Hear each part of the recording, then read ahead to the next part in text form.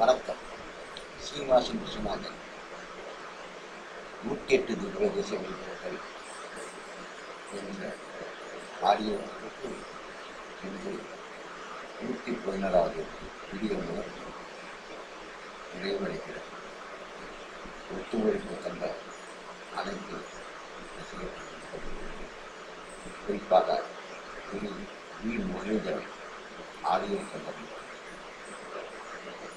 எல்லாவற்றுக்கும் மேலாக சொற்பொழிவு ஆற்றிய ஸ்ரீ கிருஷ்ணபேரி அண்ணா அவர்களுக்கு இந்த நன்றியுரையை செய்ய வேண்டும் என்று ஊக்குவித்த திரு கனகராஜ் அவர்களுக்கு நன்றி. வணக்கம். எனது பால்ய பருவம் முதல் கதா காலத்திற்கு வளர்ந்ததாலோ எனவோ எங்கள் தந்தை கிருஷ்ணாயருக்கு இந்த கலைச்சி வீடியோவை சமர்ப்பிக்கிறேன். அவரால் தான் என்னை நல்ல முறையில் வளர்த்து தெய்வீக பணியில் ஈடுபட ஊக்குவித்தார். அவரை என்றென்றும் மறக்க முடியாது. பால்ய பருவத்தில் வக்கீல் நீலாமணி கிருஷ்ணமூர்த்தி பாவதர், திரிபான் தவாரியார், தாமல் வரதராஜன், பெருந்தோடு ராமகிருஷ்ணன் போன்ற அரிய பல சொற்பொழிவாகவும் கதா காலத்தை கேட்டு வந்தேன். அக்கம் பக்கத்து வீட்டு கதையை கூட கேட்க மாட்டேன். இவர்களது கதை என்றால் ஓடி சென்று அமர்ந்து முதலில் அமர்ந்து கேட்டு கடைசியில் அந்த காலங்களில் ஒரு வழக்கம் கதா காலத்தை நாம் செய்வோம். நண்பர்களுக்கு நிறைவுக்கு முன்னால் அங்கு வந்திருக்கும் அனைவரிடம் தட்டில் இருந்து அவர்கள் கொடுக்கும் காணிக்கையை பெற்று அதை சன்மாகமாக வழங்குவதாக இருந்தது. காலப்போக்கில் அதெல்லாம் மாறிவிட்டது. இக்காலகட்டங்களில் சொற்பொழிவாளர்கள் மிக மிக சொற்பமாக உள்ள நிலையில் திரு கிருஷ்ணபேரி அண்ணா அவர்களை நேரில் கூட பார்த்ததில்லை. நேரில் அவர் கதா காலச்சுகளை கேட்டதில்லை. எல்லாம் மூலமாக தான் கேட்டுக்கொண்டிருக்கிறேன். நேரில் சென்று அவரை தரிசிக்கும் பாக்கியம் எனக்கு இல்லை. இருப்பினும் அவரது சொற்பொழிவில் ஈர்க்கப்பட்டு அதனால் அந்த மோகத்தான் இந்த 108 திவ்யதேச வைபவங்கள் என்ற தொகுப்பை நான் செய்யக்கூடியேன். இத்தருணத்தில் இதற்கு மிகவும் உறுதுணையாக இருந்த எனது ஃபேஸ்புக் நண்பர்கள் அனைவருக்கும், முக்கியமாக கடைசி பகுதிகளில் என்னென்ன படங்கள் போட வேண்டும் என்று நான் நினைக்க வேண்டுமோ அதையெல்லாம் கொடுத்த பார்சாதி கோயில் போட்டோக்களை அளித்த அன்பர்கள் இதை நன்றிக்கடனாக நான் சேர்த்துள்ளேன். எல்லாம் வல்ல சண்முகரின் பேராதரவால் இந்த நல்ல 108 தெய்வதேசங்கள் நிறைவு பெறுகிறது. அடுத்தும் திரு கிருஷ்ணபேரி அண்ணாவும் சொற்பொழிவுதான் எல்லாம் உள்ள சண்முகத்தில் என்னுடைய குறை நிறைகளை தெரிவித்து என்னை ஊக்குவிப்பார் என்று ஸ்ரீனிவாசன் விஸ்வநாதன் போல இருக்கு. ஆழ்வார் இந்த திவ்யதேசங்கள் எல்லாத்தையும் சேர்த்து ஒரே பாடல்ல ஏற்கனவே மங்களாசாசனம் பண்ணியிருக்கிறார். தமிழ் முனிவர்களான ஆழ்வார்களுக்கு வருங்காலமும் தெரிஞ்சிருக்கும். இந்த கஷேத்திரத்து பெருமாள் எல்லாரும் ஒரே கஷேத்திரத்துல வந்து அடங்கியிருக்கிறார்.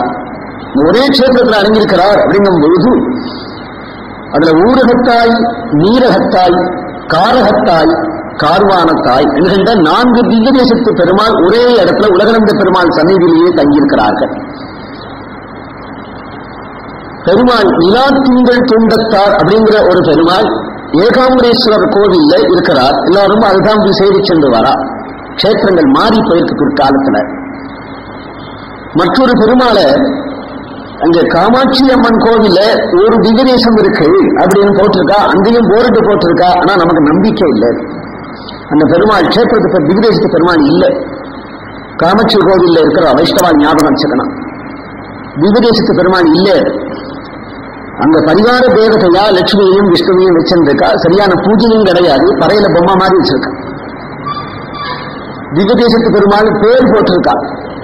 ஆனால் கஷேத்திர மகாத்மியத்தை பார்த்தோமானா அந்த பெருமாள் பரிபவப்படுறாரே தவிர பெருமாள் பெருமையா இல்லை. அங்க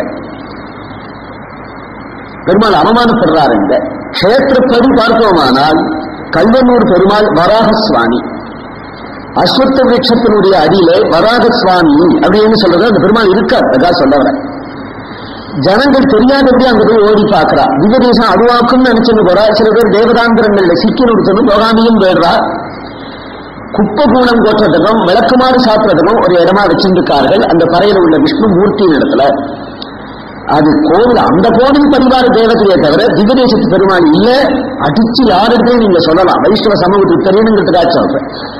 இந்த திவ்யதேசத்து பெருமாள், இந்த கல்வனூர் அப்படிங்கிற திவ்யதேசத்து பெருமாள் எங்க இருக்கிறாருன்னு சொல்றேன். காஞ்சிபுரத்திலேயே இந்த தடவை காஞ்சிபுரம் போன போது சேவிச்சேன். எங்க இருக்கிறாருன்னு சொல்றேன்.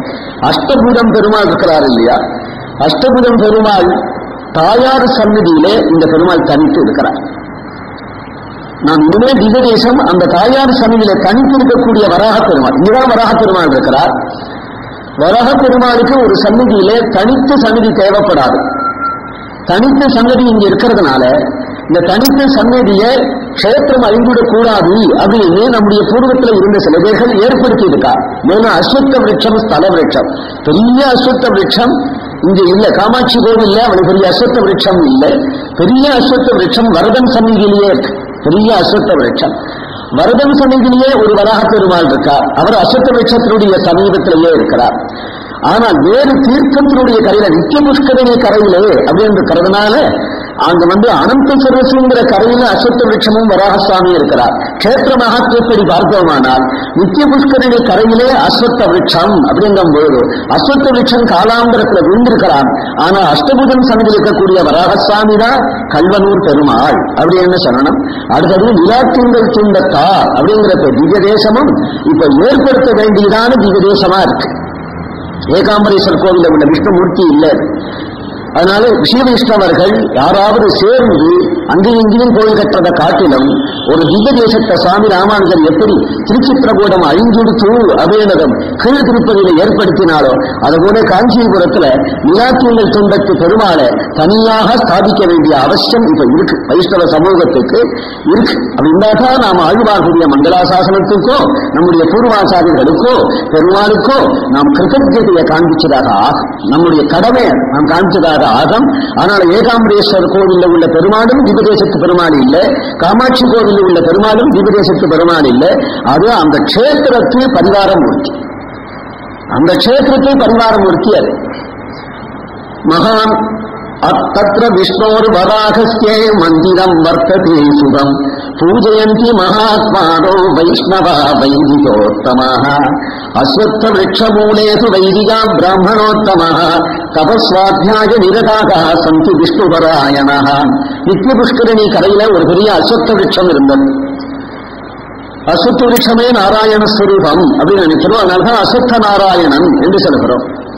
விருட்சங்களுக்குள்ளே நான் அஸ்வத்தமாக இருக்கிறேன் என்று பகவத்கீதையிலே பகவான் தன்னுடைய வைபவஸ்வரூபமாக சொல்லுகிறார். அஸ்வத்த விருட்சத்தை ஸ்திரீகள் நாம அஸ்வத்த விருட்சத்தை பிரதட்சணம் பண்ணி ஹரித்ரா குங்குமங்கள் சாத்தி புஷ்பங்களாலே விருட்சராஜன பூஜை பண்ணுவார்கள் பிராத காலத்துல. அதுவும் விசேஷமாக சோமவாரமும் அமாவாசையும் சேர்ந்துட்டா அஸ்வத்த பிரதட்சணம் பகு விசேஷமான பலனை தரக்கூடியது. முக்கிய பலன் புத்திர பாக்கியம். லபந்தே புத்திரபாகியம் ஹி சுவாசின்யோ ந சம்சய விருட்சராஜ பிரசாதேன ஸ்ரத்தா ஹி பல சாதனம்.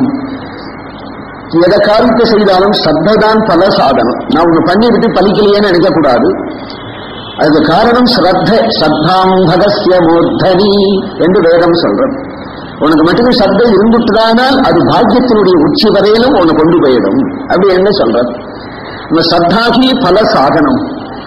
நித்யம் சோரகுலா தத்ரகாசிதி சாதி சுபாசினி மாம் பாகி ரங்கேஷ மாம் பாகி ரங்கேஷ மாம் பாகி பிரபோ ரங்கேஷ மாம் பாகி ரங்கேஷ மாம் பாகி ரங்கேஷ மாம் பாகி ரங்க பிரபோ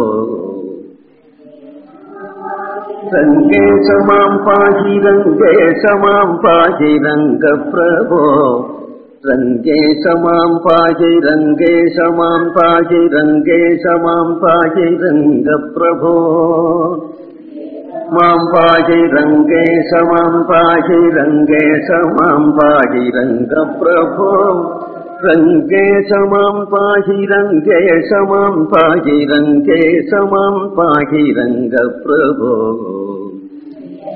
மாம் பாகி ரங்கேஷ மாம் பாகி ரங்கேஷ மாம் பாகி ரங்க பிரபோ ரங்கேஷ மாம் பாகி ரங்கேஷ மாம் பாகி ரங்கேஷ மாம் பாகி ரங்க பிரபோ